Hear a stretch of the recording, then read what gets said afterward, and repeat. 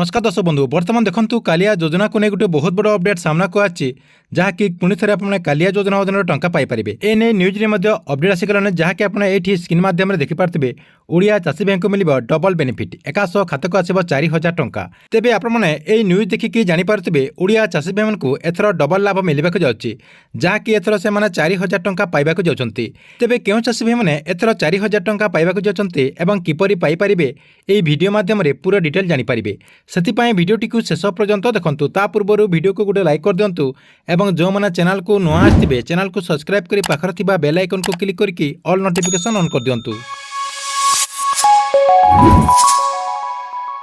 बर्तमान बहुत बड़ गोटे खुशी खबर सामना को आछि जहाँकि राज्यर समस्त कृषक भाई मैंने एथर 4000 टंका पाइपारे। आपण मैंने समस्ते जानते ओडिशा सरकार चाषी भाई को सहायता जोगाई देवाई राज्य में कालिया योजनार लागू करछन्ति। एही योजना द्वारा प्राय 47 लाख कृषक उपकृत होउछन्ति जहाँकि कालिया योजना अधीन से टंका पाउछन्ति। कालिया योजना को नहीं निकट में राज्य सरकार कैबिनेट बैठक में बहुत बड़ गोटे घोषणा करथिले चलित वर्ष कौन समय चाषी अकाउंट को यही कालिया योजनार किस्ती टंका आसीपारे बोली राज्य सरकार कैबिनेट बैठक में निष्पत्ति नेतिले। सबुठारु बड़ कथा होछि राज्य सरकार कालिया योजना को आहरी 3 वर्ष देवाई बुद्धि करछन्ति जहाँकि माननीय मुख्यमंत्री नवीन पट्टनायक कैबिनेट बैठक में निजे घोषणा करछन्ति। एहा सहित कालिया योजना रे वार्षिक 2 थर सहायता व्यतीत राज्य सरकार जेकोसी समय अतिरिक्त सहायता मध्य देई पारंती बोली घोषणा करछन्ति। एही योजना अधीन रे रबी फसल एवं खरीफ फसल पई 2टी पर्यायर खाता को टंका आसिताए जहाँकि 2000 टंका लेखाएं सरकार तरफ वर्ष को 4000 टंका चाषी अकाउंट को डायरेक्ट डीबीटी माध्यम यही टंकाटी ट्रांसफर कर जाए। यह सहित राज्यर जो भूमिहीन कृषक भाई मैंने रही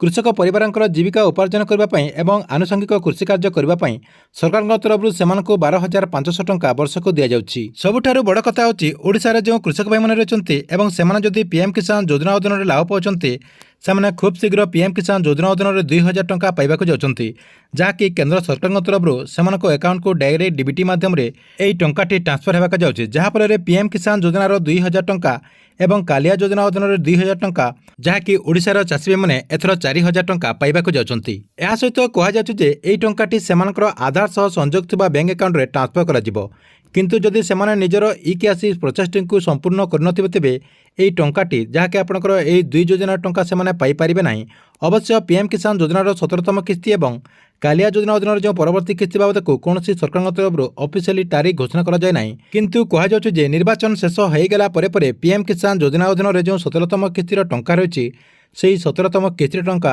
चाषी मैंने पाइपारे बोली अपडेट रही। या सहित जो चाषी मैंने पीएम किसान योजना अधीन आवेदन करछन्ति किंबा कालिया योजना अधीन नुआ आवेदन करछन्ति से निजर लिस्ट को चेक कर दिंतु जहाँकि सरकार तरफ 2 योजनार लिस्ट वर्तमान जारी करा जायछि से लिस्ट को आपन जाके चेक कर दिंतु जदि आपनकर ना से लिस्ट रही ताले आपने आपनकर कालिया योजना एवं पीएम किसान योजनार जो परवर्ती किस्ती टंका आसबाक जाउछि एही परवर्ती किस्ती रे आपण माने टंका पाई परिबे। ठीक अछि एथिला आपनक पई कालिया योजना एवं पीएम किसान योजना को नै गुटे बहुत बड़ अपडेट आपनक वीडियो केमति लागला कमेंट बॉक्स रे निश्चय गुटे कमेंट करिवे एवं गवर्नमेंट रो जेकोसी नुआ योजनार अपडेट आपण सर्वप्रथम जानबाक चाहूतिले एही चैनल टी को रेगुलर देखुतांतु।